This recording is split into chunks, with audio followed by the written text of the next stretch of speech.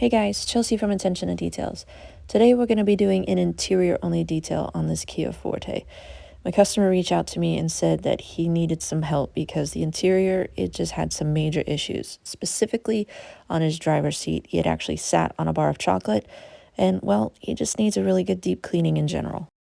Obviously, we have some light colored seats that are going to require a little bit more special attention than dark colored seats. And we have a lot of dry skin and just dust and dirt in general. So I'll share with you guys some tips on how to get deep clean results on your interior. As much as this might look like a lot of dirt, it's not. It's easily vacuumed up with a good detailing brush.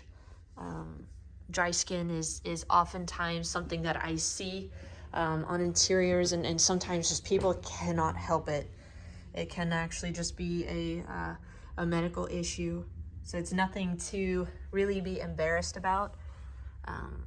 But we're gonna go ahead, get everything nice and clean for the customer, do a good shampooing on all of the seats, and hopefully help it smell a little bit better for them. This actually is not that bad. I should be able to vacuum everything up pretty quickly. We might just need, some good stiff brushes on this impossible carpet. So I'm not here for judgment. I'm here for help. I'm excited to be able to do this for the customer. First and foremost, get everything vacuumed up, and then we'll come in and do our extraction. I think honestly, the extraction is a part that we're gonna focus on in this video, as well as maybe just some quick tips on deep cleaning some of these areas. These are actually really common problems that I see in customers' vehicles, and they just don't know the little things that you can do to make cleaning these areas a little bit easier.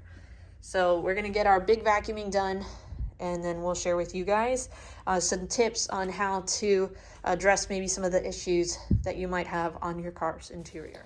So first things first, we're going to pull out all of our mats, and we're going to actually try to clean out under our seats. There's a lot of trash under them, so we're going to slide them forward. And whenever you're detailing an interior, you want to make sure that you're utilizing those tracks under your seats to pull the seats forward and backwards to be able to gain full access along the seat tracks. A lot of people don't take advantage of that, and it's just a very simple trick that you can utilize to make sure you can get 100% along the sides. At the time of this detail, it was freezing cold outside, so we're going to actually do this inside my garage where it's heated, but lighting isn't the best in my garage for interior detailing, so I'm utilizing a headlamp so that way I can see the dirt. If you can't see it, you can't clean it. We have impossible carpet with some snow salts that have just stained the carpet, so we're using a stiff brush to agitate all of the dirt to try to vacuum it up more easily. That's pulling up a lot of the dry skin and dust very easily, so that way our extraction step is going to be more effective. We're also going to utilize a detailing brush to dust and vacuum simultaneously all of our hard plastics. Again, that's going to help pull up any sort of dry skin, dust, debris, so that way when we come in to actually clean our plastics, all I have to really scrub is anything that's sticky or that has stained the texture of our plastics. This is oftentimes one step that most people skip that's going to give you really great results to be able to get in all of those tight nooks and crannies of your interior. Vacuuming is normally the most time-consuming step when it comes to interior details, so you don't want to rush this. If you get really great results with your vacuum step, it's just going to set you up for an easier detail moving forward. Now, when it comes to vacuuming out interiors, the vacuum as well as the hose and attachments that you use are really going to help determine what kind of results you get. I'm using a rigid 5 horsepower vacuum as well as the auto detailing kit, the hose, and just a standard crevice nozzle that you would use for a normal vacuum inside your house. It's smooth, so that way I'm not going to snag any of my upholstered seats or carpets or fabrics. And we're going to try to agitate as much of the dry soiling off of the stains as much as we can. The chocolate actually came up pretty easily, almost to the point where we were able to remove a majority of it with just a good agitation. But we started off in the driver's seat. We'll work our way back and around the vehicle. And you can see now that I'm in the back, we'll push that front driver's seat all the way forward. And that should give you access to a majority of the sides of the driver and passenger seat by just maneuvering the seat on the seat track. It's a simple thing, but it makes a big difference.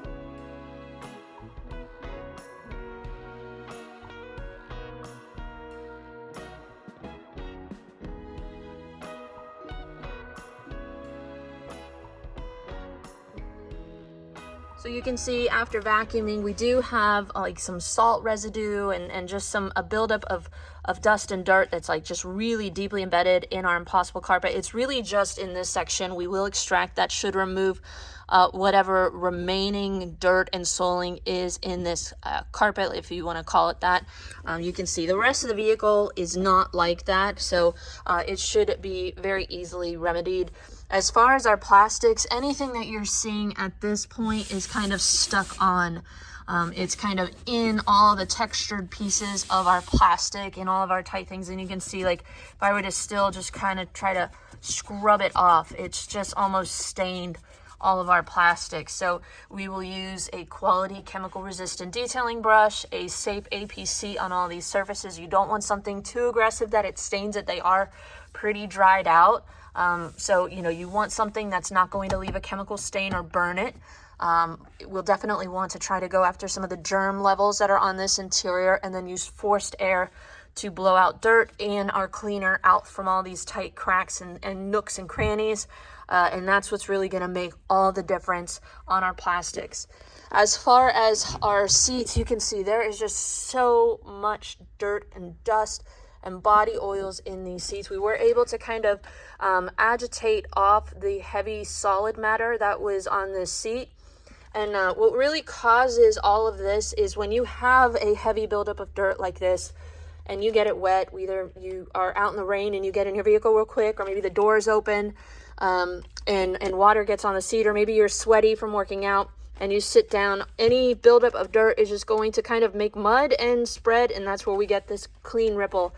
And if I were to try to spot clean this, I'm just going to, again, further take that dirt and push it out. So the only true way to fix this is to do a thorough extraction after soaking heavily with our cleaner, agitating. We're going to probably have to do a couple rounds of cleaning just because they are pretty bad. The fact that you can actually like scratch the dirt off with the vacuum tip says that it's been a hot minute since these were properly cleaned. Even our headrests, everything are going to need to be extracted. So we removed all the headrests. The back seat is really not that bad. We just have a couple areas where we have some water stains. I'm hoping that's not grease based, but if it does, we might hit it with like a degreaser or something. But we still need to extract everything properly, let that dry out, and then we'll do our plastics, and then lastly our glass. So it's not a lot of work when you have the right tools. We'll probably spend about maybe 45 minutes extracting, maybe an hour max. If we have to do a couple rounds, this back seat should be easy peasy. And then we'll get our plastics cleaned. Again, that should take about an hour. I normally allot about 15 minutes per section for us to get around. So it's 2:30 now. I'm hoping by 4:30 we should be done. So we've got 2 scoops of our Flex powder with Citrusol. This is a heavy-duty carpet pre-spray. This is a little bit stronger than just the typical Flex powder that I use. And I don't have the Flex Ice in my extractor because we're just going to try this one treatment as is. I don't know if we're going to necessarily need to do the acid-based rinse. But I've got 2 gallons of hot water with our powder in here. And we're just going to come in and we're going to go pretty heavy with our cleaner.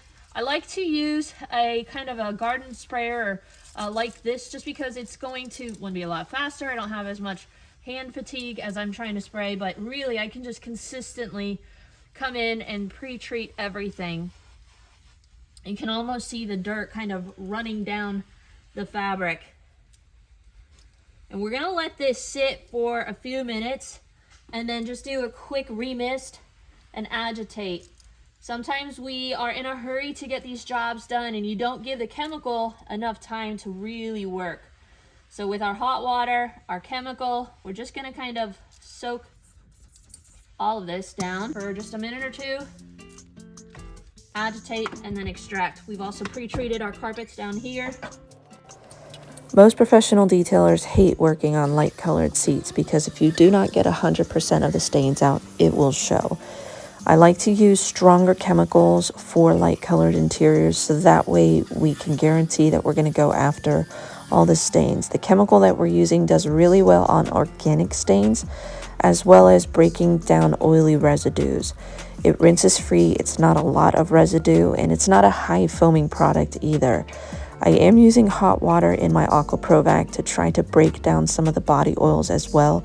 And this is just requiring a lot of rinsing to just pull up the dust and the body oils that are just really deep in the fabric of the seats.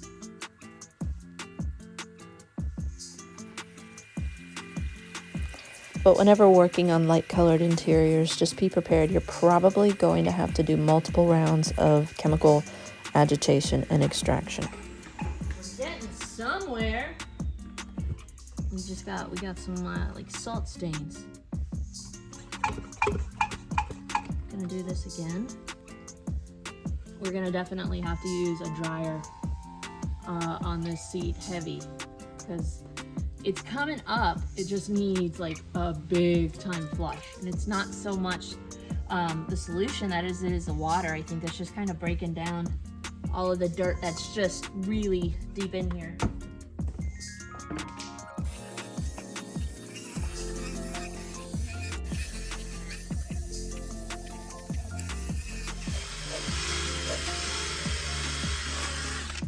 If you follow this channel for a while, you probably heard me say though that during this agitation step is where you should see the kind of end result you can anticipate.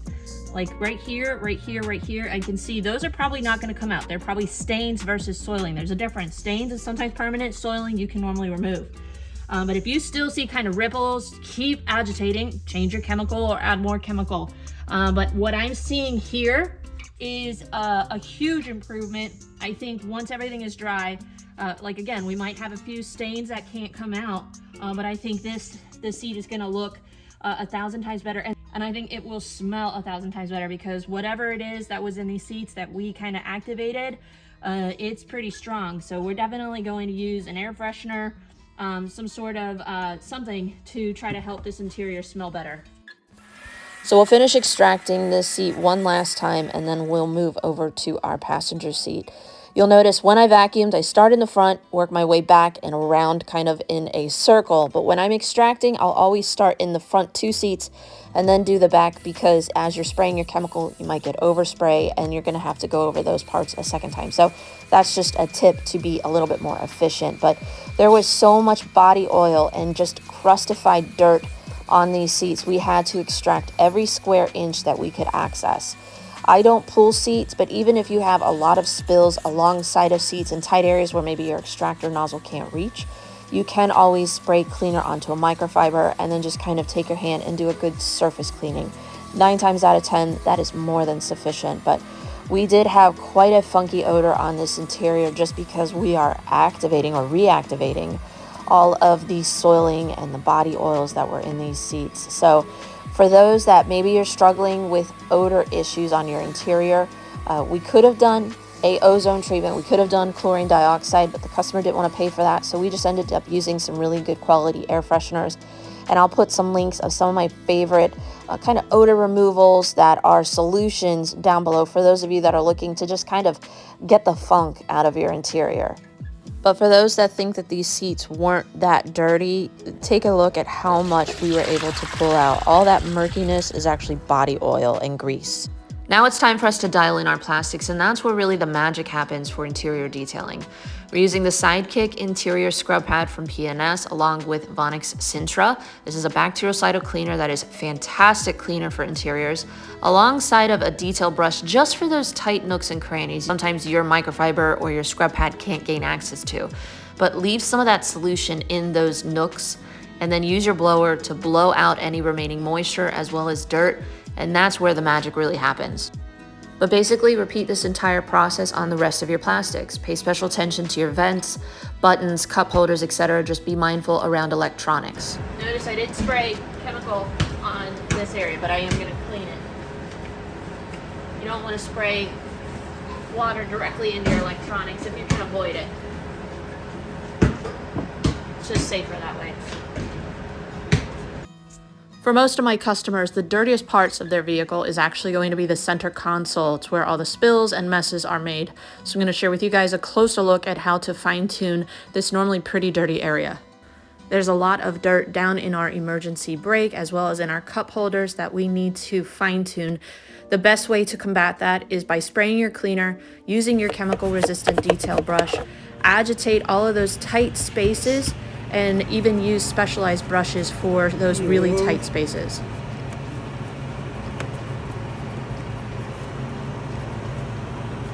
I don't use these often, but every now and then these little fine tip cleaners really get in there. So we're gonna just get the big stuff, but not wipe it all up. Because if you don't have any liquid, it's not going to flow as well.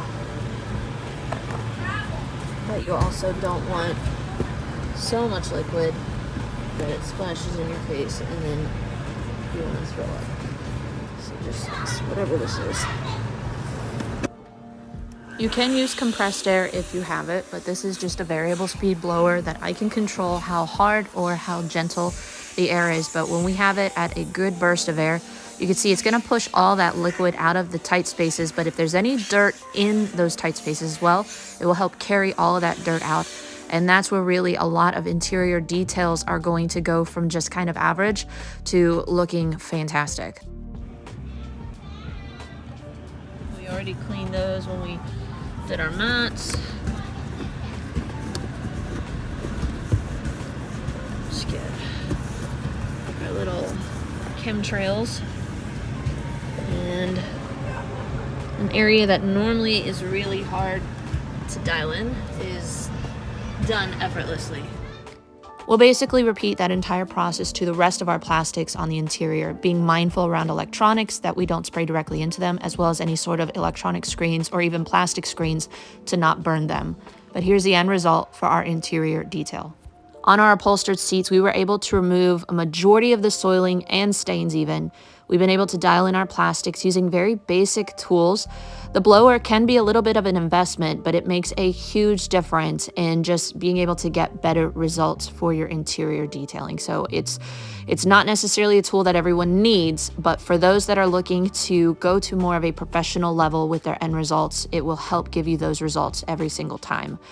But the customer was so extremely happy with the end result. We're excited to do the exterior for him in the very near future. So for those of you that enjoyed these tips, give us a thumbs up. So it's the end of another long interior detail. The customer will be here any minute, but all in all, good day's work. We were able to get it done in about 4.5 hours. Not too shabby, I'll be honest with you, considering the amount of stains and just debris that we had on everything, but my back is killing me. It's the one thing about detailing these smaller cars. No, I'm good, thank you. I'm just cleaning up, doing a video. You're fine. Do you want to help me clean up? Okay. Well, that's one of the things about being a detailer, being tall. Short cars, not fun. But we're gonna get cleaned up and have dinner. And if you guys have any questions about what we did on this interior, about any of the products, about interior detailing in general, let me know in the comment section down below. But do the thing with all the buttons down below. We'll see you guys in the next detail.